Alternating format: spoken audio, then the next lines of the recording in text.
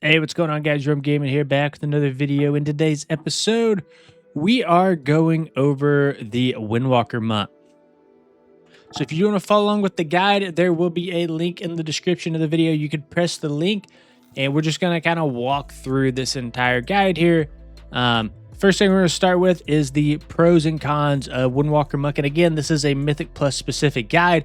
This is more of a beginner's guide. This is not necessarily geared towards like high-end Mythic Plus or anything. This is mainly just geared towards beginners. You know, people picking up the spec for the first time, or maybe just wanting a quick refresher and just kind of like general tips on how it plays. So we're currently in Season 2. We're in patch 11.15, and we're just going to start out here. If you go to the top, we got all these different tabs. They're like anchors on the website. You can click them, and it will take you to like a specific section, right? So we're going to start out with the pros and cons here. Now, one thing I did skip over is they are A tier right now. I would say they're low A to high B, and that's when you're comparing both ranged and melee to each other. If it's just melee, they're probably A tier in terms of a melee spec, but in terms of looking at all the DPS specializations, they probably fit more like high B, or, you know, it just depends on your group composition. They could also be considered low A, so somewhere in there. And it really does depend on your group composition, and a lot of that is due to, let's go into the pros here. We're really good with melee comps due to Mystic Touch, so this is going to increase the physical damage that the target takes from all your allies, essentially. So you're really good with something like a warrior or something like a hunter. This is something that is often overlooked, and it does bring a significant amount more damage to your party, especially if you kind of build your composition around it. You know, just going back to warriors, you can pair this with something like a battle shot and get a very significant boost to just your group's damage overall. Another thing I really love about Windwalker monk is their mobility. That's just kind of monk in general. It's not like unique to Windwalker or anything. In the War Within, they actually did get a change to how their roll works. So you can actually roll and then press spacebar twice, and you'll do a short dash after that. And it's really just a super fun spec to play. So in that regard, it's actually one of the better melee specs to play. It's probably the easiest melee spec to play in terms of like avoiding damage and not taking avoidable damage. You just have so many tools in your kit to be able to avoid that. So that's a really good pro. Next pro is you get damage profile for Mythic Plus. So not the best. It is 90-second burst windows. I mean, we do see a lot of specializations like Destruction Warlock, right? That has their Summon Infernal. That's like a 2-minute window. So they have a 90-second burst window, which is pretty nice. And of course, the shorter that burst window, the more lenient your rotation is. You know, you accidentally use a cooldown out of place, and you're not necessarily getting super punished for doing that, or you're not getting as punished as other specs are since you only have a 90-second burst window. That's not the best in the game. You know, you get specs like Ret Paladin that have like a 30-second window, which is absolutely insane, but it is better than a lot of other specs. So gonna put that as a pro. We also have really good mob control. That's kind of the thing with monk in general. You have your Ring of Peace, you have your leg sweep, you have your paralysis. This is going to be really good on certain bosses, just thinking like, depends on which direction you go, but the IPA boss in Cinderbrew, those little blobs that spawn, you can actually control those pretty good with Ring of Peace, leg sweep, and your paralysis. You could also take something like Disable as well and get like a permanent slow on those mobs. So that is kind of their thing. These couple things we talked about here, mobility and mob control, that's what monk does really well. We talked about how they're good with melee comps, and then, yeah, they're also an A tier, low A tier DPS spec. So going into the cons, the obvious con here is no lust, no B-res. It's been stuff that I've been complaining about for years now. And a lot of that goes hand in hand with the second point here, not often desired among the community. And that's going to be because you don't bring like that major utility to the group. So I think that's one of the main reasons you don't see a ton of Windwalker monks is for this reason alone. So it's not their damage, it's not their damage profile. It's their major utility, and then it's their lack of survivability. Now they have okay defensives, but the main thing is you don't have any sort of immunity. You don't have like a mage taking Ice Block, for example, even though a lot of mages aren't taking Ice Block right now. They're taking Smolder, but you don't have Ice Block. You don't have like a Hunter's Turtle. You don't have a Pally Bubble. So you're more susceptible to mistakes in that regard, especially in hierarchies, right, where you make one wrong move and you're just going to get one shot. So with all that being said, I will say that Windwalker monk to me is probably, I would put it in the top 2 or 3 most fun melee DPS specs in the game to me. So this isn't meant to like scare you away from playing Windwalker monk or anything. It's still super fun spec. but just something to be aware of as you move forward. Okay, so taking a look at talents, we do have an import string here on the website. You can just copy and paste it. We also have a link out to the Wowhead calculator, and you can go through here and kind of read through some of this stuff if you want. This list is actually taken from Raider.io. So what I do is I go in and I find like the top 5 to 10 Windwalker monks or whatever spec I'm doing a guide on, and I will kind of aggregate all their talents, and I will try to find the one talent tree that's the most similar among all of them, and the one that kind of overlaps with everything else. So this is pretty much what most of the Windwalker monks are running, is going to be something very, very similar to this. You can see we're pretty heavily invested in our cooldowns. We got like Slicing Winds, we have our Whirling Dragon Punch, we got our Storm, Earth, and Fire, we have our White Tiger as well, and of course we have Strike of the Windlord. You can see we're also running Conduit of the Celestials here. So Celestial Conduit, if you're not sure what that is, it's got like a channel associated with it, and it's going to do a whole bunch of burst damage. Now, this is also on a 1.5 minute cooldown. This is one of the reasons you see so much burst damage out of a Windwalker monk, because they have so many different cooldowns that they can press at once and funnel all that damage into their trinkets and just, like absolutely delete a pack. So we're talking about earlier how we kind of have these 90-second burst windows. That's going to be due to Storm, Earth, and Fire being 1.5 minute recharge, as well as our Schwinn the White Tiger being 1.5 minute. All right, let's go ahead and take a quick look at the rotation priority. So this is not necessarily what order to press your spells in. This is just priority, right? If something's up, what priority does it take? So the main thing you probably want to be focused on in your opener is tracking this Heart of the Jade Serpent buff. So what this is going to do, it's going to give us a significant amount of CDR on a lot of our big spells, like Rising Sun Kick, our Whirling Dragon Punch, a lot of our main big spenders. And this is also going to reduce the channel time of Fist of Fury by 50%. So it's very important to kind of get your opener down so that you're benefiting from all these different, like all the CDR, the reduced channel time on the Fist of Fury. You want to do things in a very short window. So really what you're wanting to do is you're wanting to strike with the Windlord, then you're wanting to come in here and start using some of those spells, right? You want to use a Rising Sun Kick, you want to use a Whirling Dragon Punch, you want to use a Fist of Fury, a Rising Sun Kick, because you want those things to go on cooldown to benefit from the CDR that we're getting from Heart of the Jade Serpent. So first step is your opener, right? Strike of the Windlord, then you want to send some of these abilities down here.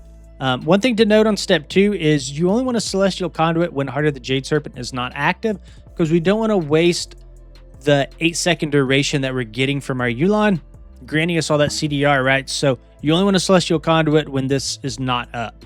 Now from there, you want a Rising Sun Kick. This is going to be one of your main single target damage dealers. You're going to make sure that this is always on cooldown.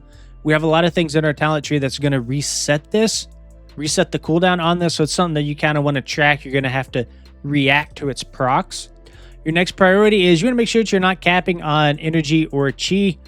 So we're going to use our Tiger Palm to build that chi. And then once we do get high on energy, you can also Tiger Palm as well to spend some of your energy. Up next, you need a Spinning Crane Kick at 2 stacks of your Dance of Chi-Ji. If you're not sure what Dance of Chi-Ji is, it makes this sort of like whistling noise, and it turns your Spinning Crane Kick into like a really hard-hitting ability. It kind of reminds me of old school Enhancement Shaman with Wind Fury procs. I feel like it's the same sort of deal, just with Spinning Crane Kick instead. And it's really nice because just like old school Wind Fury, this can proc back to back to back. So you can kind of send the spell like 5 times in a row and do a ton of burst damage with it. I think this is a really well-designed talent. I hope it stays with Windwalker monk. And then from here, we want to get into that Whirling Dragon Punch, that Fist of Fury, that Rising Sun Kick, so that they can benefit from that CDR that we talked about earlier through our Heart of the Jade Serpent. Now, a couple of things to note if you're new to Windwalker is Whirling Dragon Punch can only be cast while Fist of Fury and Rising Sun Kick is on cooldown. So you can see Fist of Fury is after Whirling Dragon Punch here. Why is that? Well, because this is a priority system. This is not a rotation system.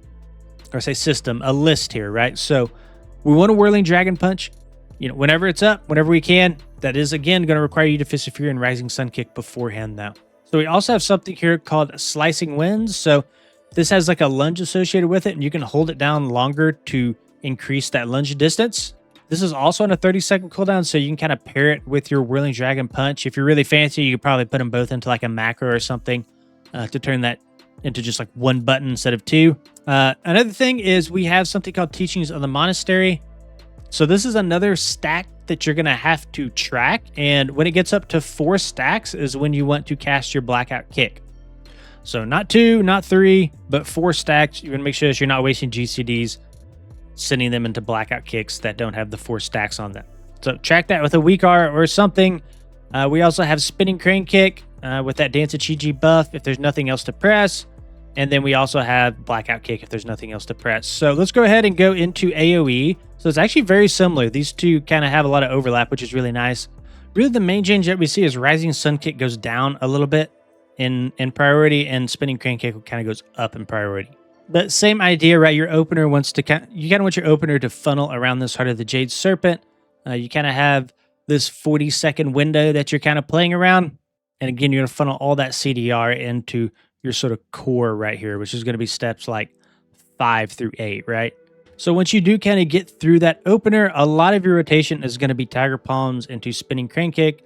That Chi is going to go into Spinning Crane Kick or Blackout Kicks if you do get 2 stacks of this proc here, Blackout Kick, exclamation point.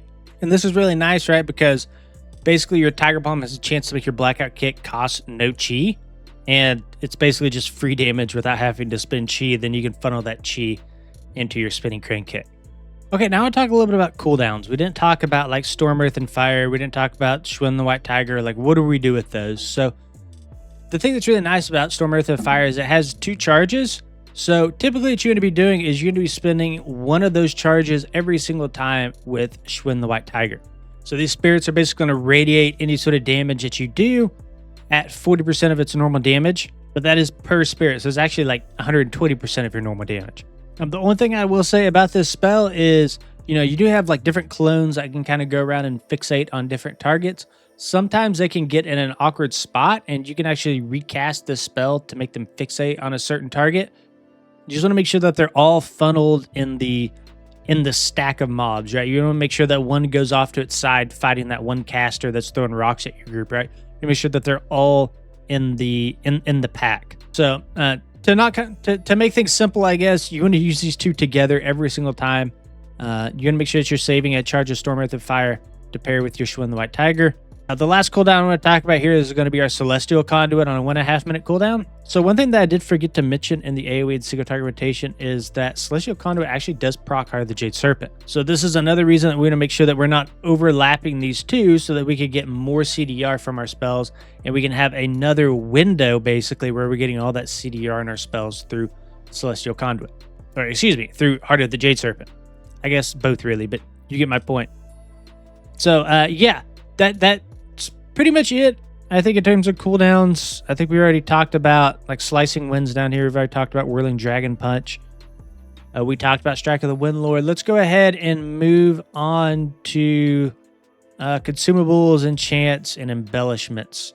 So pretty standard stuff here. Flask of Alchemical Chaos. Pretty much everybody's running this right now. We're also running a Tempered Potion. I recommend, if you have a lot of gold, of course, buy tier 3. If not, go ahead and buy tier 2. And I'd probably put this in a macro with something like your Schwinn the White Tiger, your Storm, Earth, and Fire. So you want to make sure you're getting a lot of uptime on those Tempered Potions. In terms of our gems, we're going to be going Quick Onyx and Versatile Emerald, Haste, and Master. Actually really strong for us right now. And we'll talk a little bit about that later, but our Master is actually buffed in patch 11.1. And then like most other DPS specs, we're running Culminating Blasphemite. Going into Enchants, Authority of the Depths is what we're going to be running. Pretty standard stuff. I do have a little typo here on Enchants. I have this one twice on our cloak. But we're running Winged Grace, which is going to give us Avoidance. We're running Avoidance on the Bracers. Primary stat on the chest. The Stormbound Armor Kit on our legs. Going to give us that Stamina and Agility.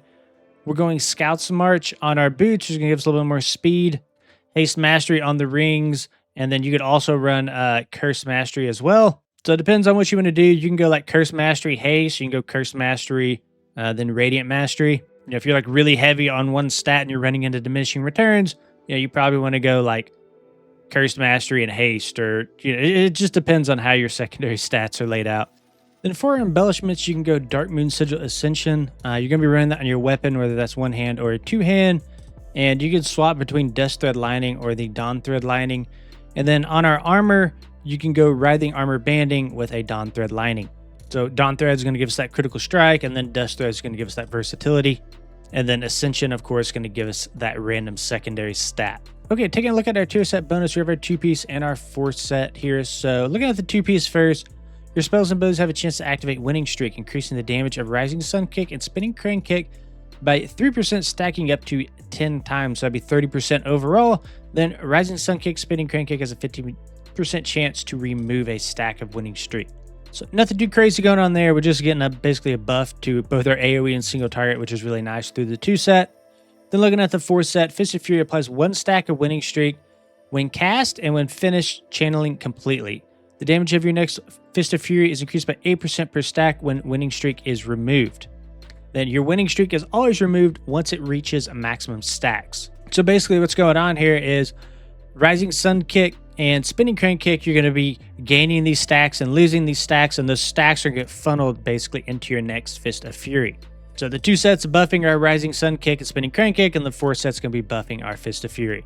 Taking a look at some of our general tips here, just things to kind of focus on. Now, we kind of talked about this in the rotation section. You're going to make sure you're not overcapping on energy and chi. You're going to make sure that you're keeping your abilities on cooldown as much as you can. And you're going to make sure that you're reacting to those procs like that. The Blackout Kick proc, the Dance of Chi-Ji proc. And, just going back to keep abilities on cooldown here, you're going to make sure that you're using them in that specific order. Right, when Heart of the Jade Serpent is up, you're going to be tracking it and sending cooldowns in that window to benefit from that CDR. All right, going into secondary stats here. So Mastery Haste is going to be our main 2 stats that we're focused on. You typically see Haste being used in like these combo spender specs, right? Because the more combo points you get, the more damage you do. We also had our Mastery buffed in 11.1 as well. So Mastery is now on a very similar footing to Haste. Probably about the same. I'd say they're on an equal footing. We have Critical Strike at number 4 here, which is going to be a similar footing to Versatility. You probably want to go Versatility and like high keys where you need a little bit more damage reduction. One thing I do want to talk about here, though, is our combo strikes. So you're going to make sure that you're not casting the same ability twice in a row. Probably should have talked about that more in the rotation section. I just forgot to. But your abilities deal at 19% more damage when they're not a repeat of the previous ability. So you don't want to get in a situation where you're just like spamming Spinning Crane Kick over and over. Your Mastery really rewards you to change up your abilities. So it's just something to kind of keep in mind and to, just kind of add to that rotation we talked about earlier. All right, guys, this will be the end of this video. Again, if you want to check out some of this stuff, just go ahead and go to the link in the description of the video. You can kind of scroll through here and look at some of this yourself. Thank you guys for watching. We will see you all in the next one.